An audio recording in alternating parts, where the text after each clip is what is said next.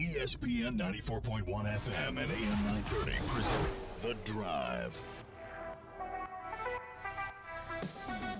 It is Tuesday, September 9th. Your drive begins now on ESPN 94.1 and AM 930. I'm your host, Paul Swann. Our text line this hour, it's brought to you by Clark's Pump and Shop. 304-396-TALK, 304-396-8255. Coming up this hour, we're going to hear from the voice of Eastern Kentucky. We haven't talked to him in a few years. Greg Stotelmyer is joining us. It's going to be good to catch up with Greg. Of course, he's also one of the voices you hear if you are a fan of Kentucky basketball. Calls a lot of the Sweet 16 action. So looking forward to catching up with him. We're going to do that about 5:30. That way we can open up the text line a little early for you, give you a chance to jump in. And we're going to hear from Coach Gibson in a few minutes, as well as the Thundering Herd getting set for EKU. And Coach Gibson's presser earlier today, had a chance to be a part of that. So we've got some of his reaction to our questions. We'll get into all of that. But we've been pretty busy on the text line because, of course, a lot of you are still a little upset, or you're just not happy with the way the Herd football team has sort of started this season. And I don't blame you, 0-2, and the coaches definitely aren't happy about this as well. And Coach Gibson earlier today kind of just trying to wrap that up and move on. They've moved on. They put it to bed Sunday. And here's what he had to say about that earlier today when he talked about it. Yeah, just, to finish up on last week's game, obviously – anytime a football game is determined, 3 to 5 plays determine a game. And 3 to 5 plays we could have made at any point that would have been different. You go back and watch the film, man, we had a lot of missed opportunities. We had guys running wide open. We had, we were there on defense, didn't make a play. They did a really good job with their screen game, which we knew. But just disappointing. One we should have won, we didn't. And now we got to move on. We cannot let this last game, beat us twice. So I thought, again, our kids Sunday went out, had a good practice, had another good practice today. I feel like we're getting better. I feel like guys believe in what we're doing. So, and if they don't, they're not going to be here. So that's the bottom line. Pretty stern but forward-thinking Coach Gibson. We're going to hear more from him later on in the program. Of course, that means more time for you. 304-396-TALK, 304-396-8255. That is our number to be a part of today's show here on ESPN 94.1 and AM 930. Let's get to some of your texts. We'll do that early now. A lot of you already lining up on the text line. Texter says, Paul, I'm listening to last night's episode, and I was thinking, after your comment about playing old school Southern Conference opponents and non-conference like EKU on the regular, from a scheduling standpoint, it looks like most years we will play an FCS at home. If that's the case, instead of playing random ones like we do over the years, make a concerted effort to schedule former Southern Conference schools and regional FCSs like Youngstown State on a rotation. Maybe playing a continuous rotation over these type of schools make sure I'm reading this correctly. A continuous rotation over these type of schools that Marshall has some history with will build more excitement and put some butts in the seat for an otherwise so-so game on the schedule annually. I appreciate the text and the thoughts. I would like to see former Southern Conference members. I would like to see schools that Marshall have some history with. So anytime you put EKU on the schedule, and if it's early on the schedule, that's even better. Game 3, okay, it's still non-conference, and that's fine. You get that one in.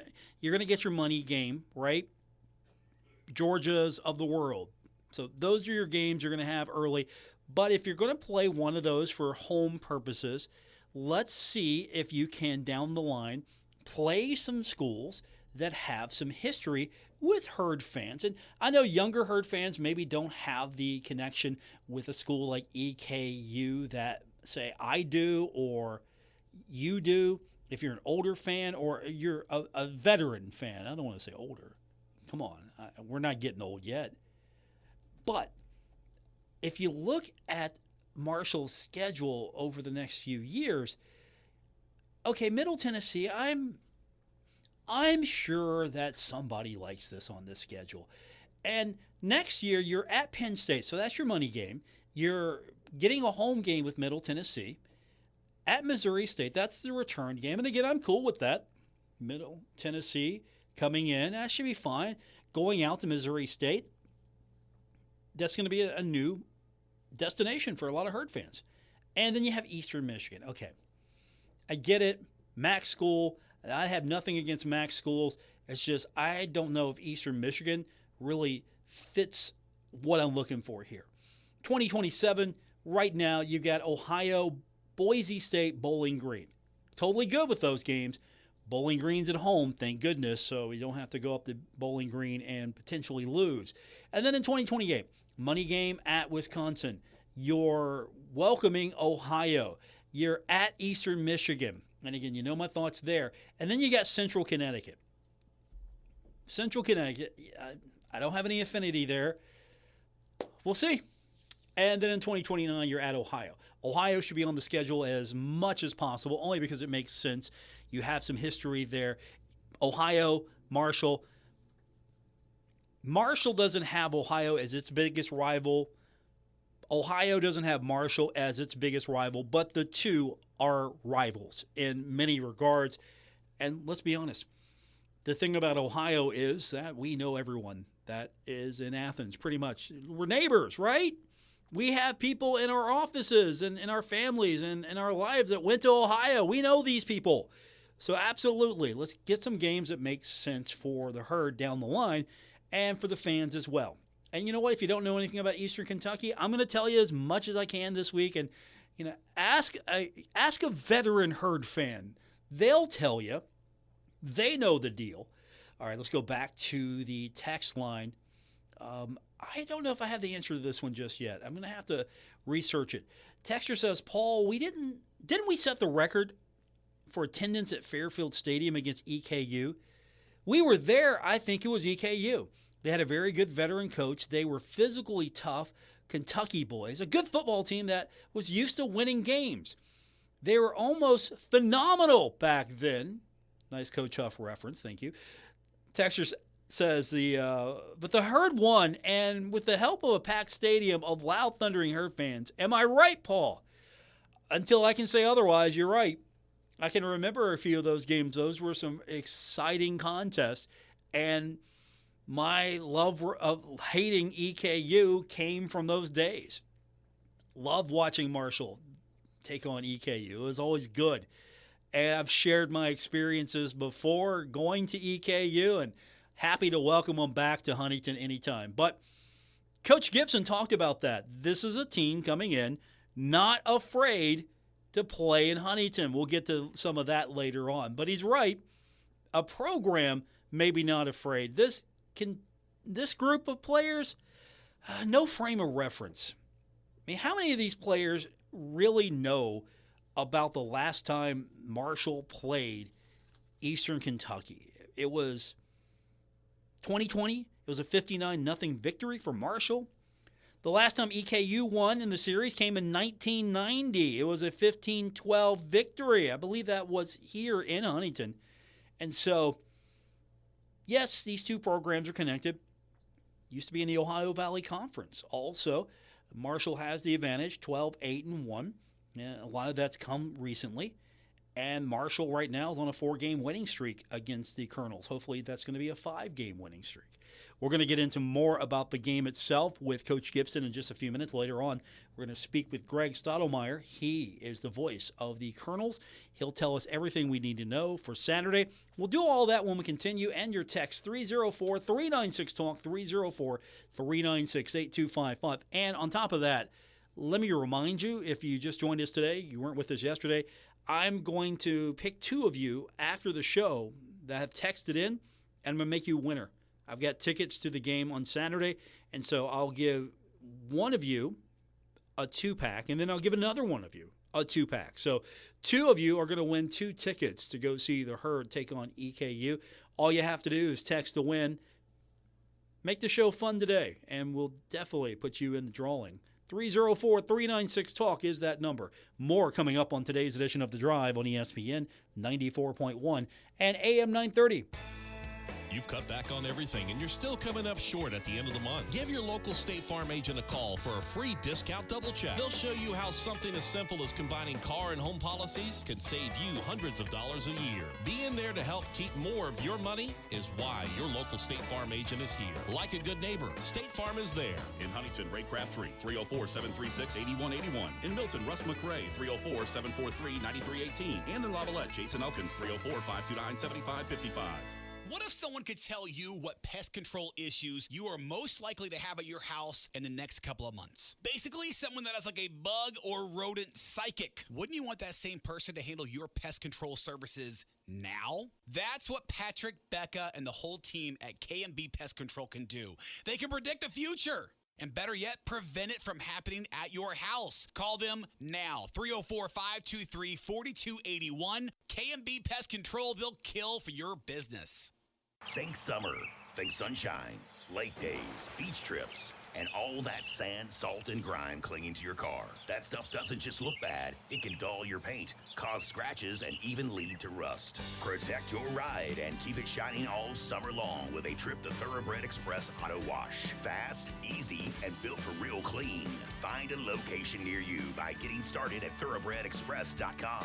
Join the winner's circle with Thoroughbred Express Wash, where your summer starts sparkling. Cashback is not available on gas in New Jersey and Wisconsin. Hey, good morning. You're heading to the airport, right? Yep, thanks for checking. I like the car. How long have you been a rideshare driver? About 3 years now. I really enjoy it. Isn't it hard to make money these days with the price of gas being so high? Not for me. I use Upside, the free app that gives you cash back for every gallon of gas you buy. Wait a minute. Are you saying you actually get real money back when you get gas with the Upside app? Yep, I get real cash back every time I get gas. Does that actually add up to anything? I'll make around $200 to $300. Wow, that's serious extra cash. I'm downloading the Upside app now. Download the free Upside app now to earn real cash back every time you buy gas. Use promo code SCORE for an extra 25 cents a gallon bonus on your first tank. You can cash out anytime, right to your bank account, PayPal, or a gift card for Amazon and other brands. Just download the free Upside app and use promo code SCORE for a 25 cents a gallon bonus on your first tank. That's code SCORE.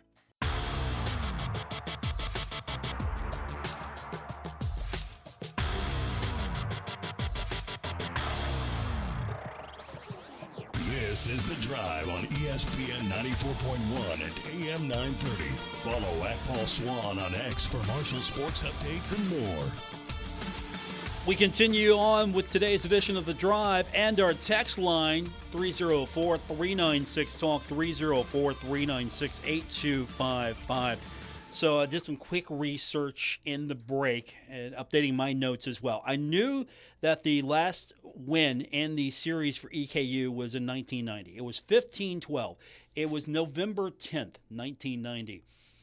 What makes that a little bit more of an interesting note in this series was that was the final game at Fairfield Stadium, because the Herds started playing at now Joan C. Edwards Stadium in 1991. So that was the final home game at Fairfield Stadium. And EKU scored, if I remember correctly, scored 2 touchdowns in the fourth quarter. And the attendance for that game, if I've got the right record, was 16,517. So 16,517, the attendance for that game. Interesting note there. The home record for Marshall is 6-5-1 in this series, if the notes are correct, and I think they are. And the away record is 4-3. First time these two teams met, 1926, believe it or not. So the last time that Marshall actually played in Richmond, Kentucky was in 1989. Lost that one. Lost the one in 1990. And then in 1991, got the win. It was a close one, 14-7. And I asked texters, hey, do you know the significance of that game? And one of you came through for me. Attaboy.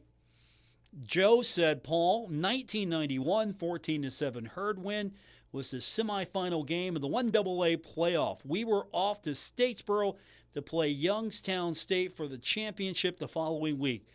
Marshall's Michael Shonda, originally from Bluefield, boomed a 59-yard punt to save the game with only a minute or so to go to preserve the win.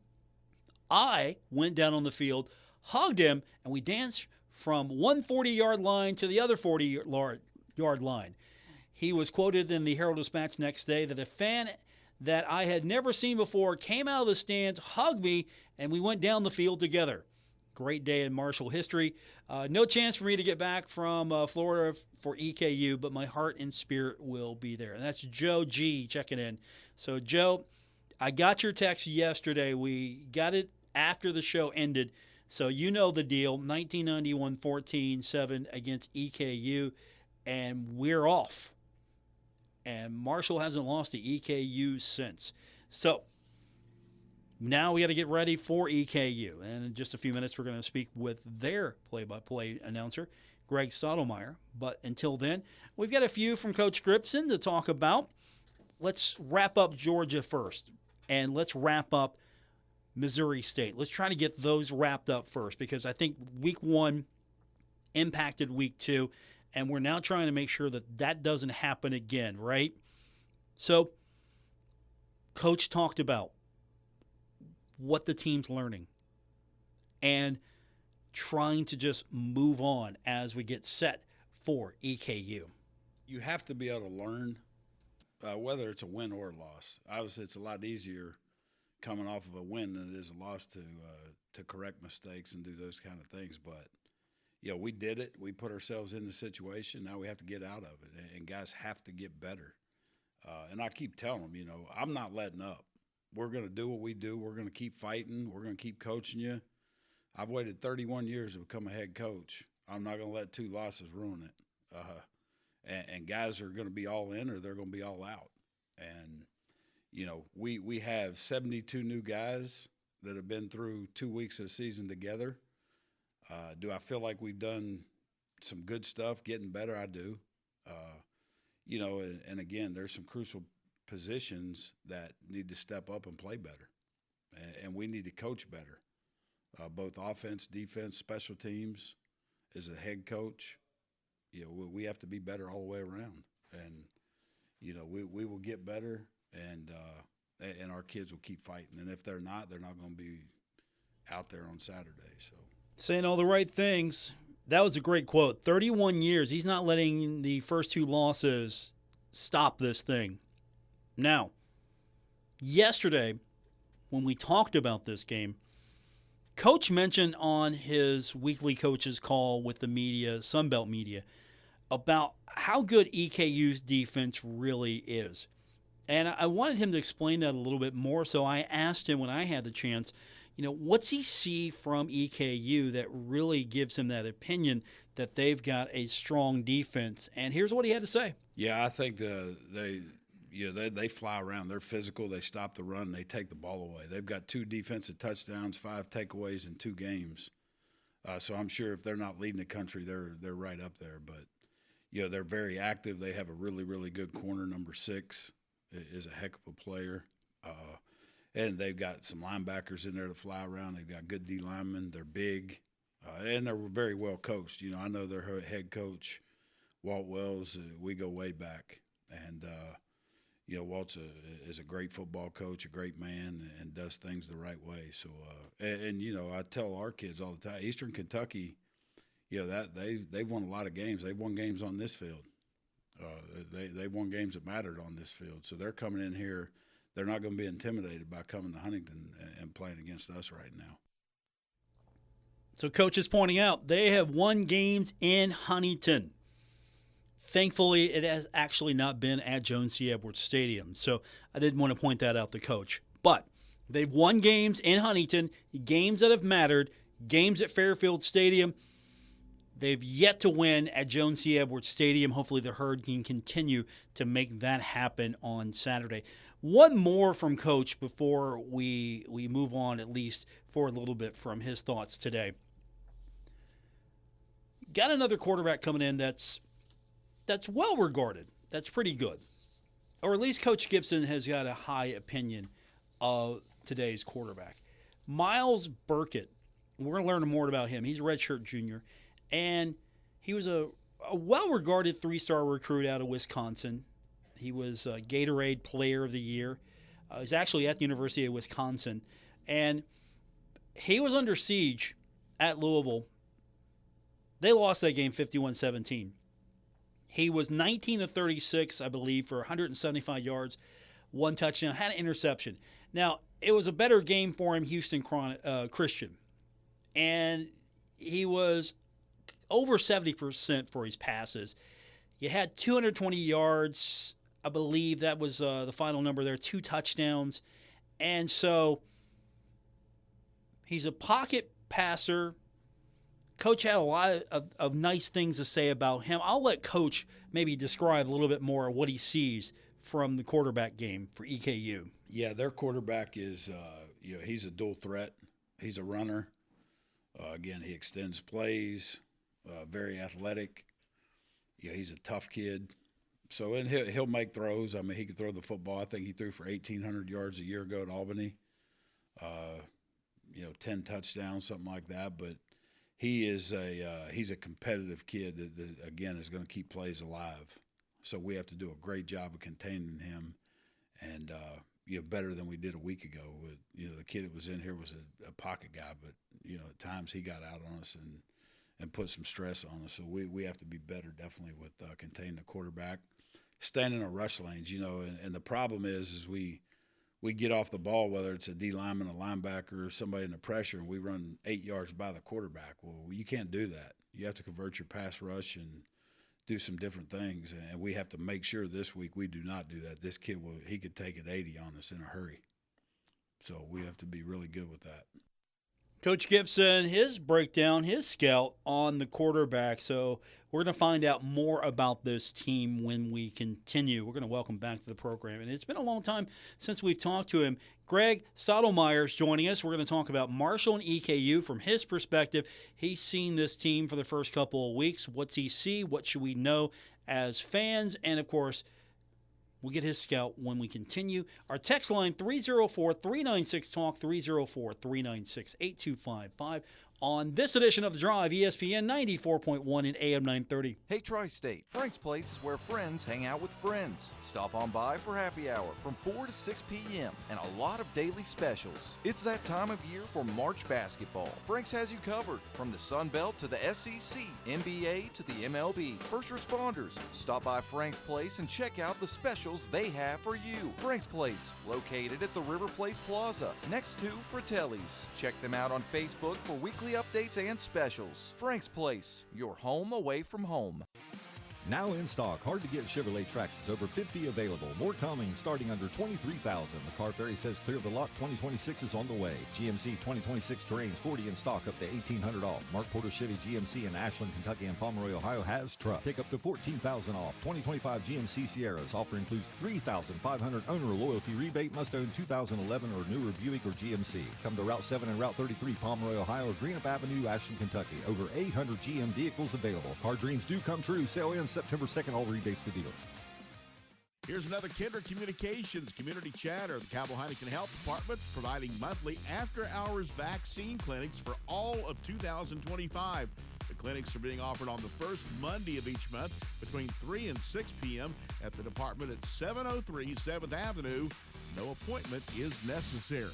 This Kinder Communications Community Chatter brought to you by Black Sheep Harley-Davidson, 4th Avenue and 4th Street, downtown Huntington. Online at blacksheephd.com. More fiber and laxatives, eh? Who are you? I'm Future You. Future me? Constipation with belly pain still coming back? Our doctor figured it out. It's irritable bowel syndrome with constipation, or IBS-C, and Linzess could help you get ahead of it. Linzess linaclotide is a prescription medicine that treats IBS-C in adults. It's not a laxative. It's a once-daily pill that helps you get ahead of your symptoms. It's proven to help you have more frequent and complete bowel movements and helps relieve overall abdominal symptoms, belly pain, discomfort, and bloating. These symptoms were studied in combination, not individually. Do not give Linzess to children less than 2. It may harm them. Do not take Linzess if you have a bowel blockage. Get immediate help if you develop unusual or severe stomach pain, especially with bloody or black stools. The most common side effect is diarrhea, sometimes severe. If it's severe, stop taking Linzess and call your doctor right away. Other side effects include gas, stomach area pain, and swelling. Talk to your doctor and say yes to Linzess. Learn more at linzess.com or call 1-800-LINZESS. This is Marshall head football coach Tony Gibson. There's nothing like game day in Huntington. Marshall football is back home this Saturday night. The Herd takes on Eastern Kentucky at 6. It's our We Are Thankful game, a tribute to military and first responders. Show your support, wear white, and pack the Joan. Don't miss your chance to cheer the Herd to victory. Single game tickets and mini ticket plans are on sale, plus premium seating options for the ultimate game day experience. Don't miss a snap this season. Lock in your tickets at herdzone.com.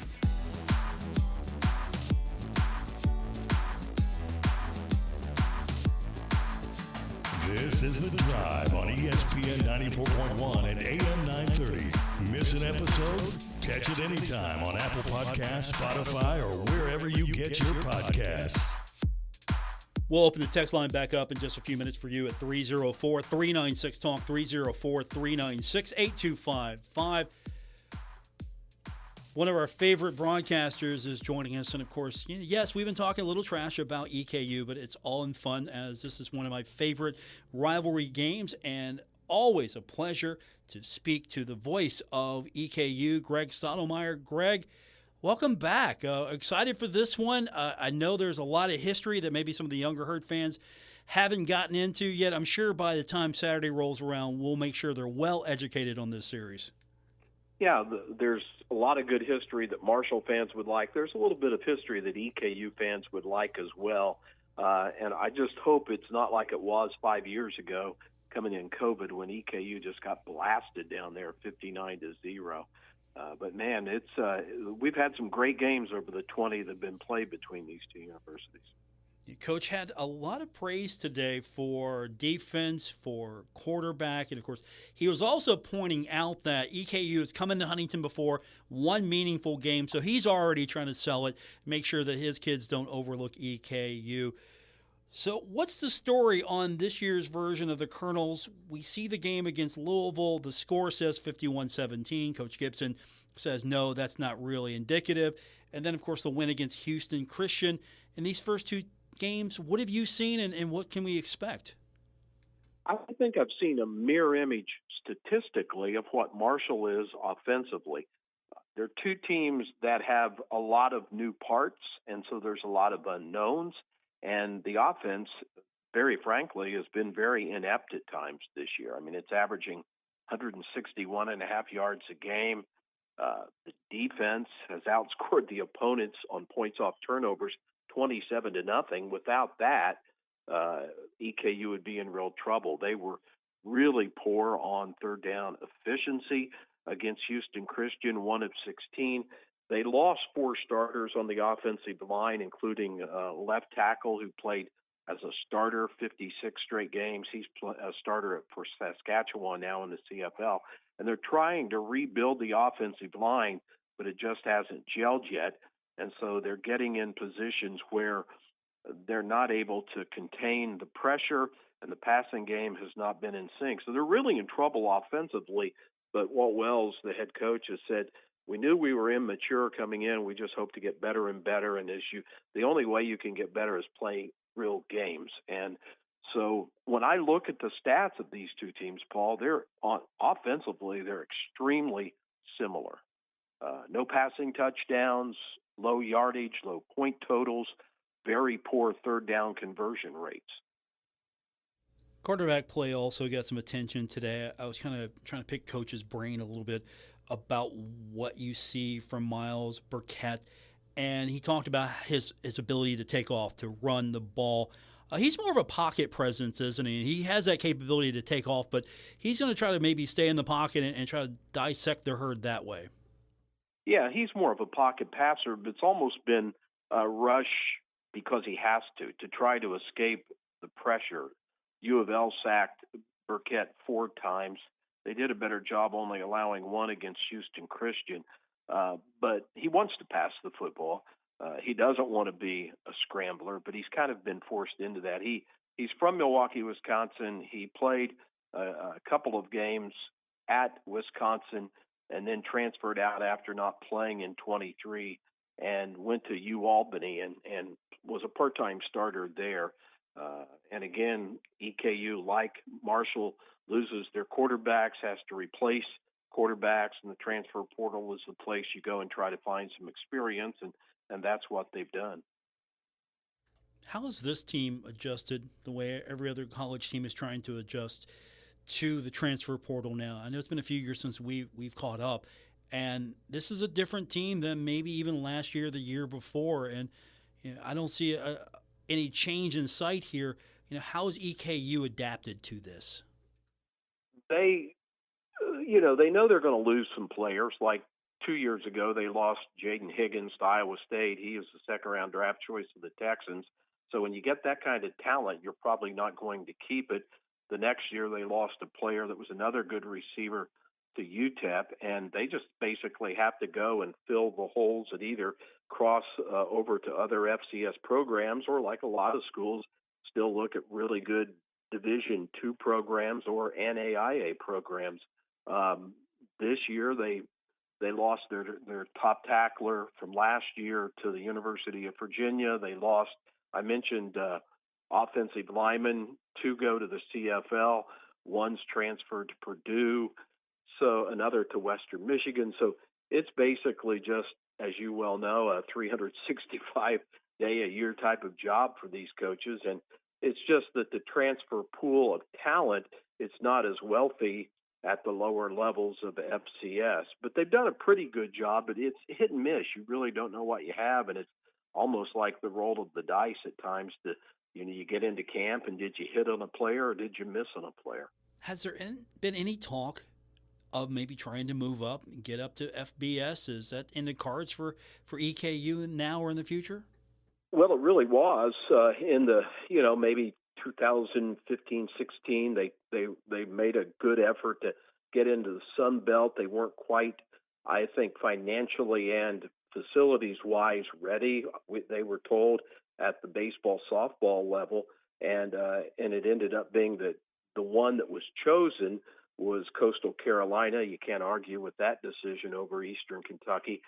They nosed around with Conference USA as well, a place where 2 of their other former A-Sun members, Jacksonville State and Liberty, have landed, but they didn't get in that. The talk is that Western Kentucky doesn't want them in CUSA. I don't know if that's true or not, but I think now all that talk with a change in athletics director and president, board of regents, I think that's quieted down, and I don't know how much of the factor is because of that and a change in administrations, or more because of the continuing change in the dynamics of college athletics overall, the NIL and the Power Four just continuing to kind of close ranks. If I could go in a time machine, and Marshall fans may completely disagree with this, but if I could go in a time machine, I would love to have the good old days of the 1AA back. And I'm talking Georgia Southern, Boise State, Central Florida, Marshall, Eastern Kentucky, Middle Tennessee, Western Kentucky. And we may be circling back that way. Who knows? But I think for now, the effort to move up to FBS, and unless something just landed in their lap, is probably no longer on the table. Well, I'm a huge advocate of this game. If Marshall's going to play an opponent, especially an FCS opponent, let's get EKU back in rotation. I love this series, and hopefully we've got a more competitive game. Let's be honest, most of them have been competitive. It really doesn't matter, what level each school's at. But it's been a long time, since 1990, that EKU has come into Huntington and won. I know Coach Gibson highlighted that earlier. You probably maybe you remember this or you've got that note, but I had to remind myself that was the last game at Fairfield Stadium that happened. And, for a lot of Herd fans, they don't even know what Fairfield Stadium is because we've churned through so many years, 1990. But there are Herd fans out there that remember that day still. Yeah, November 10th, 1990, it was 15-12. And Pat Smith, who was a local kid here in Richmond that was converted from quarterback to a defensive back, had 4 interceptions that day.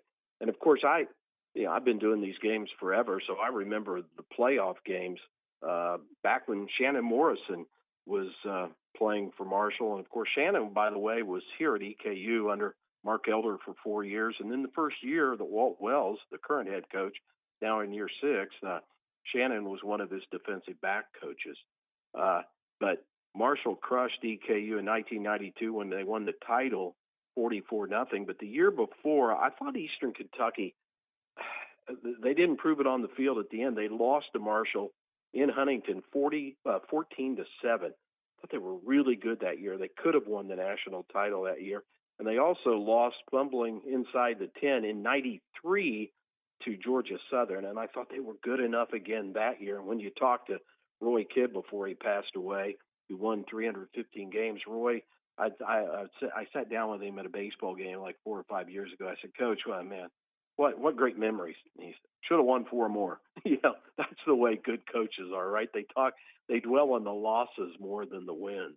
So, we had some great games back in the late 80s and early 90s when they were on the same level. Yeah, it's fun to talk to fans who remember those days because for me that was really some of my happiest moments watching those games. I've been to Richmond. The fans were really welcoming that day to me. So I want to say thank you for building that rivalry up in me to those fans. But in all seriousness, this has been one of those rivalries which I want to see continue. It started in 1926, and I had to remind myself these two teams have even played in Ashland, Kentucky. And I don't know if our good friend Dickie Martin was actually, calling the games at that point. He probably was, but we go way back here with these EKU games. Yeah, there've been some great ones. Unfortunately for EKU, the first one was a shutout loss in Huntington, and the last game that has been played was a shutout loss. So they got to put some points on the board. Hey, I don't know how much you guys, how much access you have to your players, and I think yesterday may have been your press day, but DeMarcus Lacey, right, the wide receiver. Yeah, we do. 4. Yeah, we got. Yeah, we didn't. I don't think we got him today, but we did have players. Today. So yes, we. You need if you get a chance, you need to ask Lacey about his day in Richmond, Kentucky, because he was at North Alabama when the Colonels and North Alabama were they're still in the same conference, but he was at UNA. But they played 2 years, and EKU won them both. But that game in October of 2022, the final score was 56-53. And Lacey had 2 touchdown catches, and they went ahead with a minute 13 to go, and EKU, with their all-time record-setting quarterback, went down and scored with 8 seconds to go. There were over 1,000 yards in that game. So he's probably got a little bit somewhere in the back of his mind. He says, I want a little more revenge than I had that day. And then they lost the next year, too, down at UNA. But I spent about 20 or 30 minutes before you called just looking all that up because I remembered, how good of a player he was at North Alabama. That's If Mr. Cotton doesn't steal that first, I'm going to have to get on top of that real quick. Yeah, he's got that. He's about as good as it gets at being prepared. So he's got. I'm sure he's got 54 stacks just for this game. He's got reams of paper. You know that. Oh yeah. The hardest thing, and I'm sure I've talked to Paul Rogers over at U of L on our pregame. We tried to interview somebody on the broadcast or print side with the other team, and we were talking about how much harder our prep has gotten because of all the transfers. I just feel like I'm doing more research because I can't get an old depth chart or spotting chart out and say, well, there's 12 big guys that played last year and rely on that. It just seems like you have to redo everything over and over now. And certainly with Marshall this year, with the 75 new players, it's a pretty voluminous work. Our guest is the longtime voice of Eastern Kentucky, and also I think a lot of Herd fans maybe know this because we cross border with Kentucky. You are a longtime voice at the Sweet 16. Greg Stotelmyer is with us, and so you've been calling games for a long time, and you're really a fixture there when it comes to basketball season. Yeah, I always say hello to one of your Marshall greats, J.R. Van Hoos. He's always at the Sweet 16, and it's been a real pleasure to do that on the side. It's kind of like all of a sudden your basketball season of college ends, whether it's you get to the NCAA or you do well in your conference tournament, just thuds to an end. And so it's always nice to turn around and spend 4 days, at Rep Arena doing the Sweet 16. It's an honor to do that, and seen some, great players come through Rep Arena at the tournament. That is still one of probably the very best high school basketball tournaments in the country, not in the area, in the country, because Kentucky, when it comes to basketball, does it right. Everybody plays. Everybody's got a shot to get to Lexington and play for the championship. Yeah, and some small schools have, done pretty well over the years, and it's always been fun. And, of course, this year, Malachi Moreno and the new school in Scott County, Kentucky, I lost my train of thought for a second. Craig Crossing won the championship, and Malachi's older brother, Michael Moreno, was kind of the first big recruit that Marshall grad A.W. Hamilton, who's the basketball coach at EKU, got, and kind of kick-started his career as a head coach at Eastern Kentucky. So, as you said, there's a lot of crossovers, and I know you know A.W. I mean, what a great guy he is. I like when you get a coach that's genuine, truly genuine. That's a broadcaster's dream, and that personifies A.W. He's one of those guys that when a coaching vacancy comes open in Marshall basketball, not very often, he's already on the short list. So that's how well Herd fans really love him and think of him. And he's just another reason why this rivalry makes so much sense. But in the football sense, what's being said this week about this? As I alluded to, Coach Gibson's already talking it up. They've got wins on this field, even though it was at Fairfield. He's pointing out, hey, they're not coming in. They're not going to be scared at all. What's EKU saying, thinking about this game? I think they're just really worried about, not worried, that's probably the wrong phrase to use. They're more focused on, we've got to get better offensively. We've got to keep it going defensively. And when I talk to Walt Wells today, I always meet with him to just kind of go over things. He knows that Coach Gibson wants and needs the first win. And so I think with the loss to Missouri State, that focus of this is a must win or a near must win will really, he knows that Marshall will be ready. There's a lot of connections here, Paul. Like Tony Gibson, when he got his first job out of college at Cumberland, Tennessee, the year before he went there, Walt Wells had his first head coaching, first assistant job in college at Cumberland, Tennessee. And Walt then went to Eastern Kentucky under Roy Kidd the next year. And he talked and gave Tony a good recommendation. And can I tell my story about Tony Gibson? You can, because Tony alluded to the fact that he goes way back with Coach. So, yeah, I want to hear this. Okay, so it's a little convoluted, but I'll try to make it as short as possible. Dean Hood, who was the head coach at Eastern Kentucky for several years, then went to Murray State after he lost his job here. Before that, he was defensive coordinator at Wake Forest. Before that, defensive coordinator at Ohio. And before that, the defensive coordinator under Roy Kidd at EKU. He came from Glenville State, Dean did. Dean was Rich Rodriguez's defensive coordinator at Glenville. And when they went to the national championship, Dean's the DC, and Tony Gibson is the defensive back there. So I called Dean today, and he's now director of player development at the University of Kentucky. And he said, I've got so many stories, but I'm just going to take time to tell you one. He said, we were playing East Central Oklahoma for the national championship. And he said, on the third play of the game, Tony makes a tackle. Or no, he got injured on the third play of the game. So he has to put a backup cornerback in, and they throw a long bomb and get the football down to the 1-yard line. Tony, despite being injured, goes back into the game, and they hold the opposition from first and goal, 4 straight plays they don't get in the end zone. Long story short, they still lose the game. But Dean says, I look over at halftime, he's got a broken arm. He's got a water bottle and he's taking aspirin. He goes back out and plays the entire second half with a broken arm. They're not sure he has a broken arm at that point. After the game, they lose. Dean accompanies now Coach Gibson to the hospital where he gets an X-ray. He has a very bad broken arm.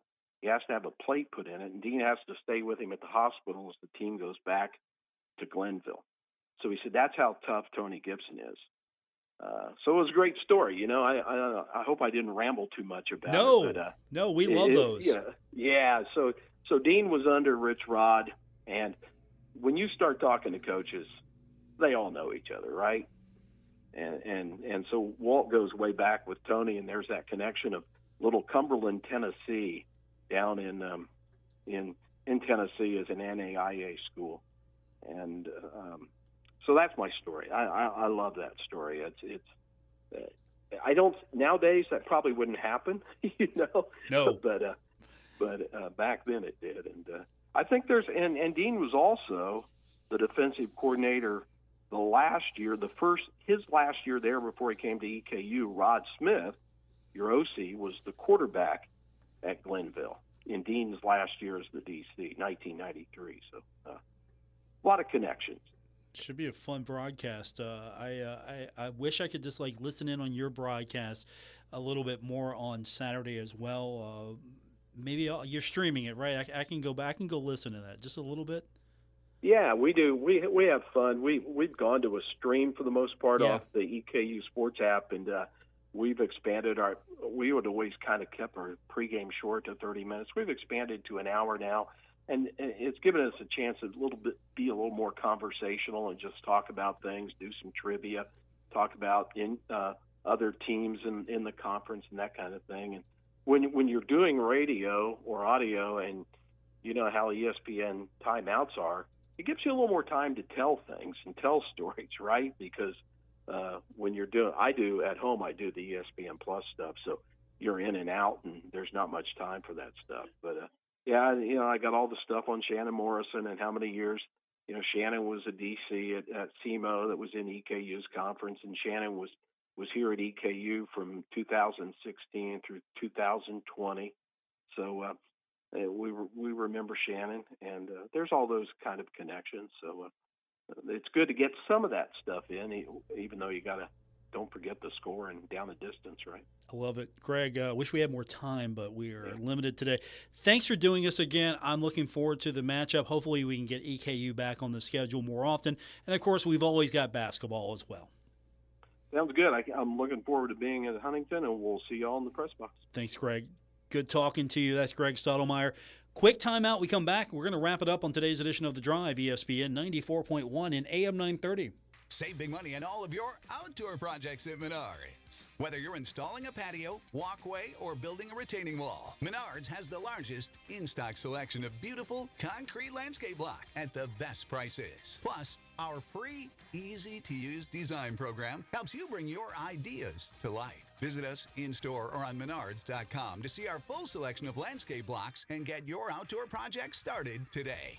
Save big money at Menards. Metro Community Federal Credit Union now brings you all the tech that big banks have, but still has that personal touch of a member-owned community credit union. Apple Pay? Got it. Digital wallet? Yep. Message pay by text, online loan payments, even chatting with a real person, not a bot. Open accounts, sign documents, and manage your money all online. It's the big bank tech you need from the local community-minded credit union you trust. Metro Community FCU. Visit metrocommunityfcu.com today. Summer's winding down, your lawn's slowing up, and the leaves, they're already starting to drop. Robert's Lawn and Landscaping doesn't miss a beat. From final cuts to full fall cleanups, fresh mulch and winter prep, they've got your yard handled before the seasons change. Reliable, local, ready for what's next. Lock in your fall services now with Robert's Lawn and Landscaping. Visit robertslawn.com. Robert's Lawn and Landscaping, where every season starts strong, reliable, local, and ready for what's next. Hey Tri-State, Frank's Place is where friends hang out with friends. Stop on by for happy hour from 4 to 6 p.m. and a lot of daily specials. It's that time of year for March basketball. Frank's has you covered from the Sun Belt to the SEC, NBA to the MLB. First responders, stop by Frank's Place and check out the specials they have for you. Frank's Place, located at the River Place Plaza, next to Fratelli's. Check them out on Facebook for weekly updates and specials. Frank's Place, your home away from home.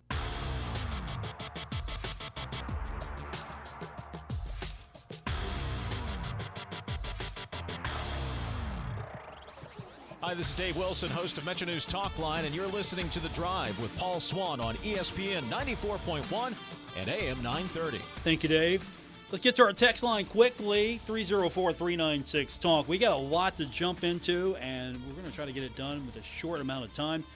Texter first says, Paul, I hope I'm wrong, but I think the football program will be a mess the next 2 to 3 seasons, and Marshall doesn't have money to buy out coaches. Also from the text line, Texter wants to know if I've heard anything about Tony Mathis Jr. and why he hasn't played. Texter says, I don't believe he has made into a game yet. He has some flashes of being a pretty good player at WVU. I'm hoping we'll see a little bit more of him. This might be a game where you get to see a little bit more of the depth, the roster. So, after this game, maybe we'll know a little bit more about that. Also, Texter says, shout out to Russ and KD from the Thundercast. I love those guys. They mentioned on their newest podcast episode that EKU is a must-win for the sake of our season and fan base. I personally couldn't agree more. Our current offensive scheme is abysmal and defense is up and down. I believe we will pull out the victory 31-17. I can't wait to hear Coach Gibson's comments this evening at Davis's Place. Go Herd. That's coming up tonight, 7 o'clock. Right here, ESPN 94.1 and AM 930 and 93.7 The Dog. Now, final one. Texture says, I'm one of those veteran Herd fans you're referring to, and I remember back in our 1AA heyday that Roy Kidd called the playoffs the Marshall Invitational because we always got home games and they had to come here to play us. Yep, that's right. Marshall guaranteed more money. That was how it worked back then. Hey, look, brand new stadium, 30,000. We can sell more tickets. We can make more money for the playoffs. All right. For the most part, Marshall's getting more of those games. So great text, top to bottom there. I'm hoping this isn't a must-win game. It's a should-win game. If this is a must-win game, we're week 3 and this is a must-win game, I'm feeling pretty 2-2. I'll be okay with 2-2.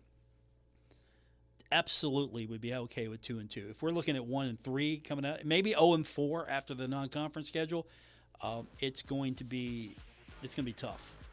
That's going to do it for this edition. All right, guess what? I'm going to make a couple of you a winner. I've got tickets for the game on Saturday, and so I will draw 2 of you, and you'll get your tickets for the game on Saturday to go root on the Herd, take on EKU. Want to thank my guests. It was always great to catch up with the voice of EKU, Greg Stotelmyer, and hear some of his stories about Marshall EKU, and of course, a little bit more of an idea of what we can expect from the Colonels coming into Huntington on Saturday. That's going to do it for this edition. Thanks for being a part of it. ESPN 94.1 and AM 930.